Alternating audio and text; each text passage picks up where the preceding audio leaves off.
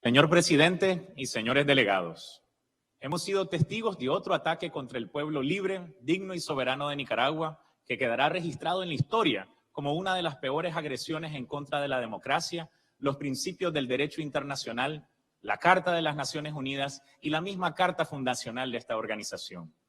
En su afán de querer dar lecciones a Nicaragua sobre cómo conducir sus asuntos internos y sobre cómo construir una democracia genuina y participativa, estos gobiernos no se dan cuenta o pretenden ocultar el sufrimiento de sus propias sociedades.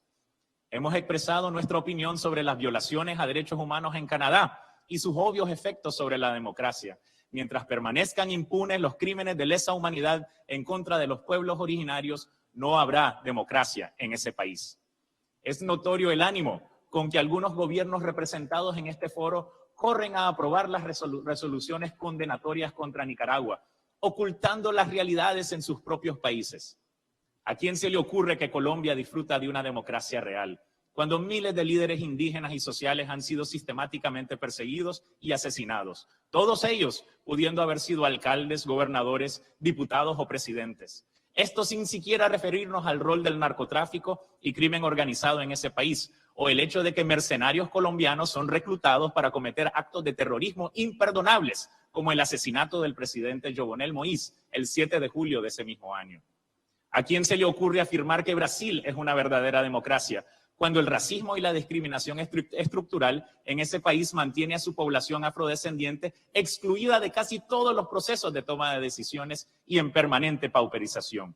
Los abusos y la negligencia de su gobierno también son notorios, evidentemente habiendo cometido crímenes de lesa humanidad en contra de su propio pueblo por su negacionismo del COVID-19 y que ha resultado en la muerte de más de 600,000 hermanas y hermanos brasileños.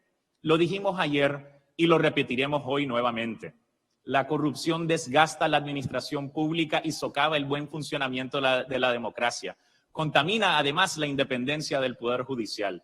El caso Cochinilla revela que la corrupción ha echado raíces en el gobierno de Costa Rica, y los Panama Papers también señala que aparentemente algunos gobernantes y altos funcionarios de gobiernos de Ecuador, Chile, Uruguay y Panamá también han recurrido a prácticas económicas y financieras ilícitas. Señor presidente, siendo Guatemala anfitrión de esta 51 Asamblea General de la OEA, esperábamos contar con el respeto de su gobierno. Sin embargo, desafortunadamente, eso no ha sido el caso. Recomendamos a la delegación de Guatemala, por consideración a su propio pueblo y al pueblo de Nicaragua, desvincularse de esta campaña maliciosa. Lo mismo debemos recordar a la República Dominicana, que contradice su propia historia y que de manera prepotente habla de la crisis en Haití sin aceptar su cuota de responsabilidad, implementando políticas discriminatorias y xenofóbicas contra el hermano pueblo de Haití. Exigimos respeto a República Dominicana no solo para el pueblo nicaragüense, sino para el hermano pueblo de Haití. Estimado señor presidente, a lo largo de nuestra historia, diferentes gobiernos de Estados Unidos han sido los peores agresores contra el pueblo de Nicaragua. Los gobiernos de ese país, no su pueblo, que siempre ha sido solidario. En las manos de diferentes gobernantes estadounidenses está la sangre de cientos de miles de nicaragüenses que defendieron valientemente la soberanía nacional. Estados Unidos ha intervenido militarmente a Nicaragua, ha derrocado gobiernos e impuesto a gobernantes, ha protegido a dictadores y ha organizado y financiado guerras y terrorismo contra el pueblo de Nicaragua.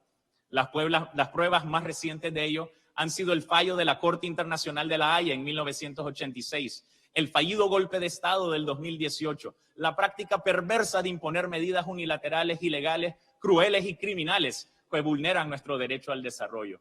Y hoy nuevamente, a través de sus acciones que pretenden violentar los derechos civiles y políticos de casi 3 millones de nicaragüenses que ejercieron su derecho soberano al voto durante las elecciones generales del pasado 7 de noviembre. Critican la democracia en Nicaragua cuando su propio sistema político se cae a pedazos, cuando sistemáticamente excluyen a afroamericanos, latinos y pueblos originarios de ejercer su derecho al voto, donde no se garantiza la cadena de custodia del voto, ni existe una autoridad estatal federal independiente, y por ello, señor presidente, casi la mitad del electorado desconoce los resultados de las elecciones presidenciales del año 2020. Todo esto sin siquiera hablar de su historia de brutalidad policial y racismo que tortura, asesina o encarcela a miles, sino decenas de miles de afroamericanos anualmente. Señoras y señores, Puedo decir con seguridad absoluta que Nicaragua avanza sobre las sendas de la dignidad, la paz y la soberanía nacional. En las elecciones del 7 de noviembre, millones de nicaragüenses y ningún ciudadano de otra nacionalidad ejercieron su derecho para elegir al presidente y vicepresidente de la República, a los diputados ante la Asamblea Nacional y el Parlamento Centroamericano.